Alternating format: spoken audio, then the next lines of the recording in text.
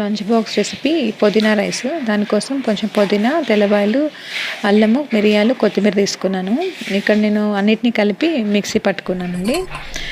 పెనం పెట్టుకుని అందులోకి 2 టేబుల్ స్పూన్ల నూనె వేసాను.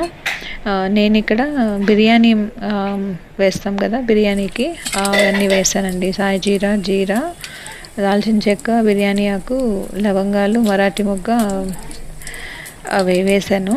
ఇందులో మీరు కావాలంటే నార్మల్ ఉద్దిపప్పు, ఆవాలు, జీలకర్ర వేసుకొని తాలింపు వేసుకోవచ్చు. ఇందులోకి కొంచెం ఉల్లిపాయలు ఎక్కువ వేసుకొని టేస్ట్ బాగుంటుంది. కొంచెం కరివేపాకు వేసాను.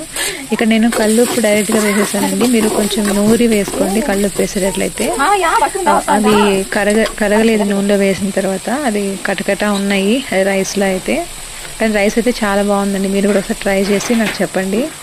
అయితే ఇందులోకి నేను కొంచెం నెయ్యి వేస్తున్నాను. అది ఇంట్లో చేసిన నెయ్యి వేసి ఇక్కడ ఆనియన్స్ ఫ్రై చేస్తున్నాను.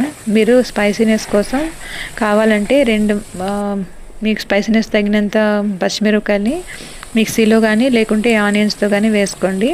ఇక్కడ మిక్సీ పట్టుకున్న దాన్ని ఆనియన్స్ వేగిపోయాక ఇందులోకి వేసాను. ఇప్పుడు దీంట్లోకి మనము పసుపు, కొంచెం ధనియాల పొడి, కావాల్సిన గరం మసాలా, స్పైసీనెస్ కోసం కొంచెం కారం వేసాను.